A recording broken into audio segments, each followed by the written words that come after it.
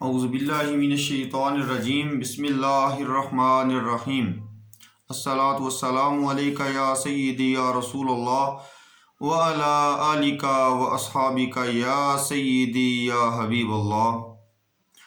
معزز سامعین کرام، آج آپ نبی صلی اللہ علیہ وآلہ وسلم کی عظمت و شان سے متعلق ایک حدیث پاک سماعت فرمائیں گے۔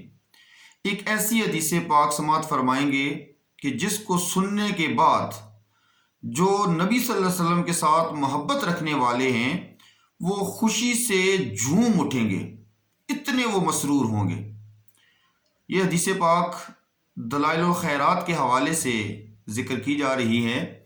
نبی صلی اللہ علیہ وسلم کے ایک صحابی رضی اللہ تعالیٰ عنہ آپ کی بارگاہ میں عرض کرتے ہیں، یا رسول اللہ صلی اللہ علیہ وسلم، وہ لوگ جو آپ پر درود پڑھتے ہیں اور یہاں موجود نہیں ہیں، اور وہ لوگ جو آپ صلی اللہ علیہ وآلہ وسلم کے اس دنیا سے پردہ فرما جانے کے بعد آپ پر درود پڑھیں گے، ایسے لوگوں کے درود کے بارے میں آپ صلی اللہ علیہ وسلم کا کیا ارشاد پاک ہے؟ یعنی اس دور میں بھی ایسے لوگ تھے جو مدینہ طیبہ کے علاوہ کسی اور علاقے میں رہتے تھے، وہ نبی صلی اللہ علیہ وسلم پر درود پاک پڑھتے تھے۔ ایک سوال یہ کیا گیا کہ وہ درود پڑھتے ہیں تو ان کے درود کے بارے میں ارشاد فرمائیں۔ دوسرا، وہ لوگ جو آپ صلی اللہ علیہ وسلم کے اس دنیا سے پردہ فرما جانے کے بعد آئیں گے اور وہ آپ پر درود پڑھیں گے، تو ایسے لوگوں کے درود کے متعلق ارشاد فرمائیں۔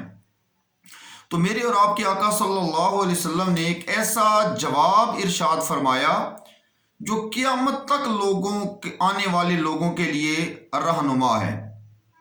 نبی صلی اللہ علیہ وسلم نے محبت بھرا جواب ارشاد فرمایا، اسمعوا صلاۃ اہل محبتی وعارفہم۔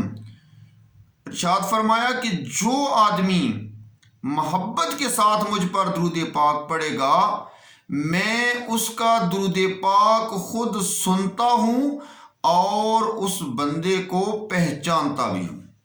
سبحان اللہ، کتنا عظیم ایک عقیدہ اہل سنت والجماعت کا وہ بیان فرما دیا گیا کہ آج بھی اس دور کے اندر بھی کوئی آدمی کسی ملک کے اندر بھی کسی بھی علاقے کے اندر وہ آپ صلی اللہ علیہ وآلہ وسلم پر محبت کے ساتھ درود پاک پڑھتا ہے تو ہمارا یہ عقیدہ ہے آپ صلی اللہ علیہ وآلہ وسلم اس کا درود پاک خود سنتے بھی ہیں اور اپنے اس امتی کو پہچانتے بھی ہیں کہ فلاں شخص نے مجھ پر فلاں علاقے سے درود پاک پڑھا ہے۔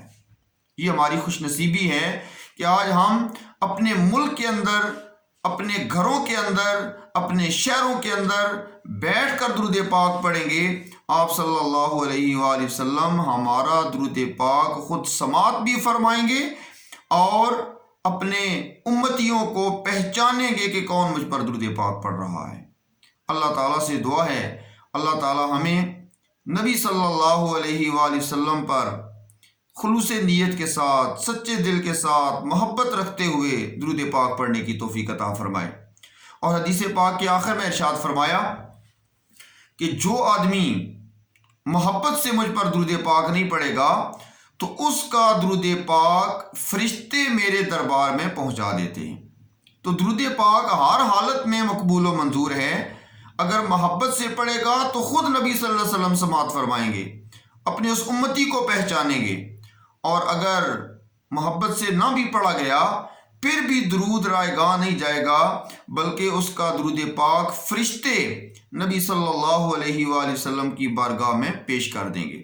اس لیے تمام لوگوں سے گزارش ہے کہ وہ نبی صلی اللہ علیہ وآلہ وسلم کی سچی پکی محبت رکھتے ہوئے اپنے اپنے علاقوں میں، اپنے اپنے گھروں سے درود پاک کے نذرانے پیش کیا کریں۔ یقیناً یہ ایک ایسا عمل ہے جو رائے گاہ نہیں جاتا، جو ضائع نہیں ہوتا، اس دنیا میں بھی مفید ہے، قبر میں بھی روشنی کا باعث ہے، اور کل قیامت کے دن بھی انشاءاللہ تعالی ہماری جتنی بھی مشکلات ہیں ان کو آسان کرنے کا باعث ہوگا۔ اللہ تعالیٰ مجھے بھی اور آپ کو بھی زیادہ سے زیادہ درود پاک پڑھنے کی توفیق عطا فرمائے۔ وما علینا الا البلاغ المبین۔ آپ تمام حضرات سے گزارش یہ کی جاتی ہے کہ صدقہ جاریہ سمجھ کر ایسی اچھی باتوں کو آگے دوسرے لوگوں تک شیئر کیا کریں۔ جب تک یہ بات آگے دوسرے لوگوں تک پہنچتی رہے گی، آپ کے لیے بھی اور میرے لیے بھی یہ صدقہ جاریہ ہوگا۔ اللہ تعالیٰ مجھے اور آپ کو نبی صلی اللہ علیہ وسلم کی سچی پکی محبت عطا فرمائے۔ وما علیہ الا البلاغ المبین۔